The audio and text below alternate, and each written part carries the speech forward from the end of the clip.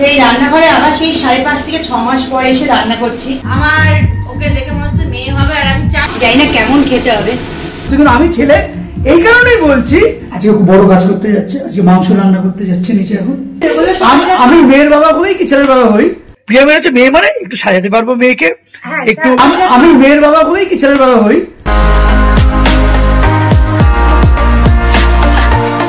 শুভ সকাল তোমাদের সবাইকে। আজকে 24শে নভেম্বর, রবিবার, ছুটির দিন একদম। বেশ কালকে রাত্রিবেলায় প্রিয়ামের হাতের ওই চিকেনটা খেয়েছি, আয়েস করে ঘুমিয়েছি। ঘুমিয়ে আজকে সকালে উঠে এখন একটু জাস্ট বাজারে যাবো, টুকটাক জিনিসপত্র আনবো, কেন বাড়িতে আজকে অজয়দা, আনন্দ এরা আসবে। জাস্ট প্রিয়ম সকালে ব্রেকফাস্টটা করছে, রুটি, আলুর তরকারি আর হচ্ছে এখানে ডিমের কষা আর কলা। আর কোকো কি করছে? চুপচাপ প্রিয়মের কাছ থেকে বসে বসে ছোট ছোট করে রুটি খাচ্ছে। দেখো চুপচাপ বসে আছে ওখানে।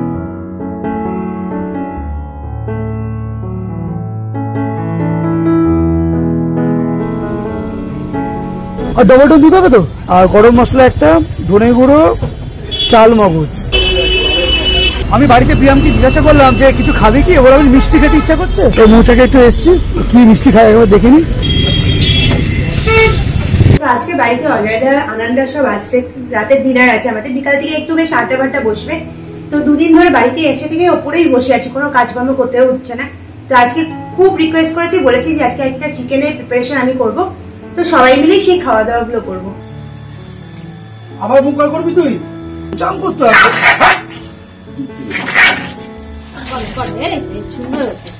মেয়েরা কত সুন্দর শ্যাম্পু করে বলো তো, একটা মেয়ে হয় শ্যাম্পু করতে পারছো না। তো এখন দুপুর 2:30 বাজে, আর অনিবানে মা এসে এখন খাবার দিয়ে গেছে। যেহেতু ডাক্তার আমাকে ওয়েট লস করতে বলেছে, বলছে রুটি আর ভাত কম খেতে। তো আমি এখন ঠিক করেছি 1 মাসের মধ্যে একটু 5 কেজি তো কমাতেই হবে। তো ভাতটাকে স্কিপ করে দিয়েছি, শুধু 1 বাটি চিকেন স্টু আর একটা মানে শশা। এই যেসব বাবাকে চা খাবে কিনা জিজ্ঞাসা কর। পাপু হাসছে না, তুই চা খাবে কিনা জিজ্ঞাসা কর। এই যেসব বাবাকে জিজ্ঞাসা চা খাবে কিনা। কি বলছে? ম্যারিনেশনের দায়িত্বটা আমার করে দিয়েছি, কি কি দিতে হবে না দিতে হবে। টক দইটা জাস্ট ছেঁকে নিচ্ছি, আর এইদিকে মাসি জাস্ট আদা রসুন লঙ্কা কুচি এগুলো জাস্ট এখন কেটে দিচ্ছে। 2 কেজি মাংস, পরিমাণ মতো হলুদ, এখানে লঙ্কা কুচি, গোলমরিচের গুঁড়ো, এই টক দইটা যেটা ছেঁকেছি সেটা জাস্ট এখানে এবার দিয়ে দেবো। আর এই আদা রসুন যেটা পেস্ট করা হয়েছে সেটা পুরোটাই এর মধ্যে দিয়ে দিচ্ছি। আচ্ছা, নুনটা অলরেডি মাসি মাংসটার মধ্যে মাখিয়ে রেখেছিল, তাই আলাদা করে আর নুন এখন এই মুহূর্তে আর দিইনি।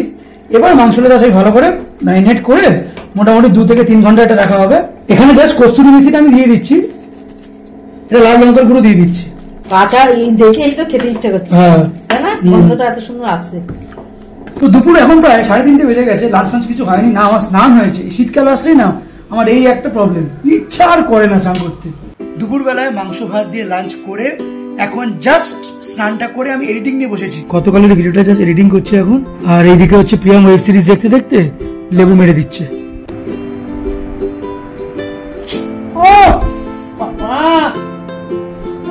কি হয়েছে নাকি? কি দেখছিস তুই? ফোনে ভিডিও দেখছিলাম। ও ওয়েব সিরিজ না। জাস্ট বিকেল এখন 5:30 বাজে। তো ভিডিওটাকে আমার শিডিউল করা হয়ে গেছে আজকে ঠিক রাত্রি 8টার সময়। এন্ড একটু পরে জাস্ট প্রিয়াম আর আমি নিচে যাব, রান্না বান্না করবে, কারণ ওকে ধরে ধরে আমাকে নিয়ে যেতে হবে নিচে। মা বলে দিয়েছে যে তুই কিন্তু ওকে ধরে কিন্তু উপর থেকে নিচে নামাবি। কিচ্ছু নাই, নামতে পারিস না। আজকে খুব বড় কাজ করতে যাচ্ছে, আজকে মাংস রান্না করতে যাচ্ছে নিচে এখন।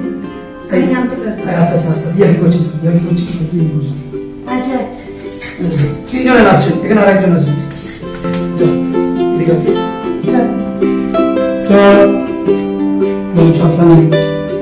সেই রান্নাঘরে আবার সেই 5.5 থেকে 6 মাস পরে এসে রান্না করছি।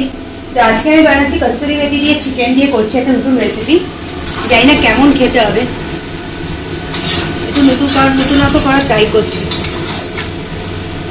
এই মাংসটা অলমোস্ট রেডি হয়ে গেছে। তো আমি এখানে ড্রাই করে নিয়েছি, একটু রোস্ট করে ভালো করে ক্রাশ করে কস্তুরি মেথিটা দিয়ে দিচ্ছি। এটা হচ্ছে ফ্রেশ ক্রিম দিচ্ছে উপরে।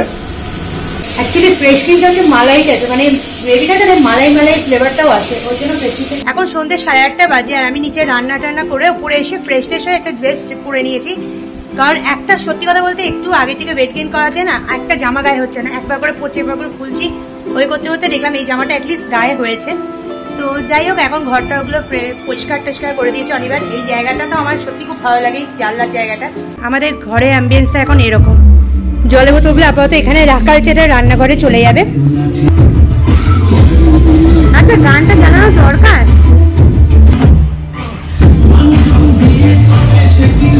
অ্যাকচুয়ালি আমার এই জানলাটায় আরো যে যে ডেকোরেশন গুলো করার ব্যাপার ছিল এখনো কিছু করে উঠতে পারিনি।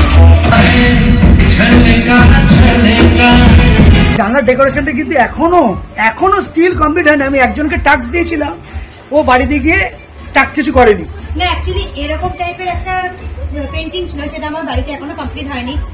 ইন্টারেস্টিং কেন বলতে এইগুলো করার ফুল ল্যাতে চলছে।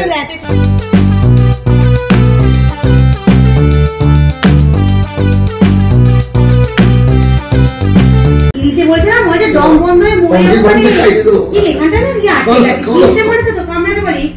গরম তো এখানে গিয়ে আটকেছে পুরো বছর। আমি এক্ষুনি শেষ। এবার কাকে খাওয়া তুই বলতো?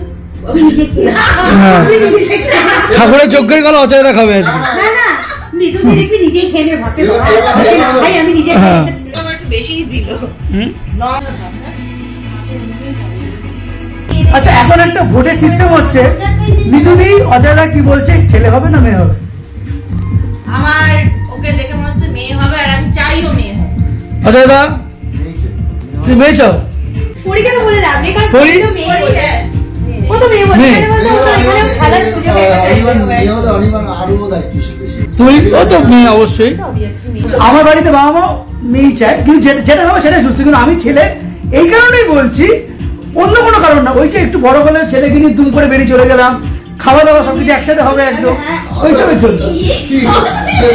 হ্যাঁ, মানে বাবা আর ছেলে বলে জমজমাটি ব্যাপার একটা। হ্যাঁ, ওই আর কি একদম। আমি মেয়ের বাবা হই কি 5 বছর না হতে হতে বোতল ধরিয়ে দেবে বলে। আমি মেয়ের বাবা হই কি ছেলের বাবা হই, ফার্স্ট বন্ধুত্বটা চুটিয়ে বন্ধুত্ব হতে হবে একদম। সেটাই হচ্ছে মেন ব্যাপার। মা তো তখন ডাকাত খালি থাকবে সারা জীবন, পড়তে বাস ওরকম না হয় কখনো ওইরকম লাগে না। এখন বাচ্চা বাচ্চা অনেক না, এ তো আবার অন্য বাড়িতে জুতো ছড়ে, ও অন্য বাড়িতে স্বপ্ন দেখে কোন বাড়িতে জুতো ছুটছে।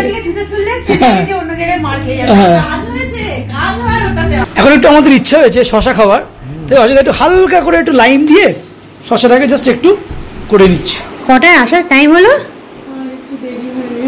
আর একটু না বল, এবার বাড়িতে শোয়ার টাইমে চলে এসেছি। 11:30টার সময় এসছে। সত্যি তাই, তা বলে কটা দেয়? 11:30টা। পরে খাচ্ছি আমি, ঠিক আছে।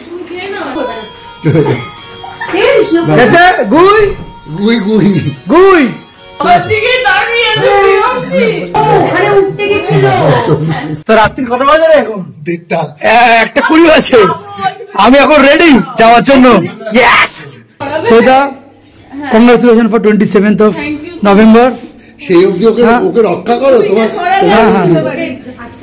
ভাই তোর বউকে রক্ষা কর। বাইকটা বার করো না ভাই, করছি ভাই। বাইকটা বার না বলে অ্যারেস করছো। আমাকে তো দেখতে পুরো চিটিং বাজের মতো লাগছে, চোর এরকম চিটিং বাজ লাগছে। অযোধ্যার বাড়িতে যাচ্ছি এখন, কি না ওর বাড়িতে কেউ নেই, বাড়ি পাহারা দিতে। একেতে রাত্রির প্রায় 1:30টা বাজে, রাস্তা পুরো ফাঁকা শুনশান, তেমনি ঠান্ডা আছে এখন। ঠিক নভেম্বরের এখন 24 তারিখে, মানে প্রপার বারাসাত হলে যদি সেখানে 11 ডিগ্রি হয়, অযোধ্যার বাড়ি হলে এখানে প্রায় 8 ডিগ্রি হয়ে যাবে, মানে 3 ডিগ্রি কমে যাবে। অযোধ্যার বাড়ি কেউ নেই, বাইরে থেকে তালা দেওয়া, কিনা বাইরে থেকে তালা দেওয়া হলে ভিতর থেকে মারতে হবে। স্বপ্ন তুমি ওগো চিরদিনের। আজকের সন্ধ্যাটা বেশ ভালোভাবে কেটেছে, ওরা প্রত্যেকে বাড়িতে এসে আনন্দ করেছে।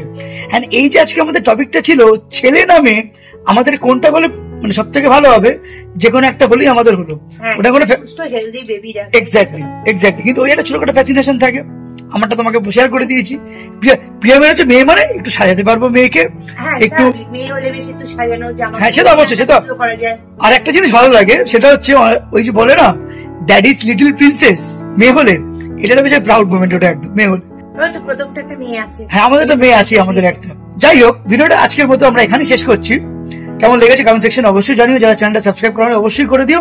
Tata and good by.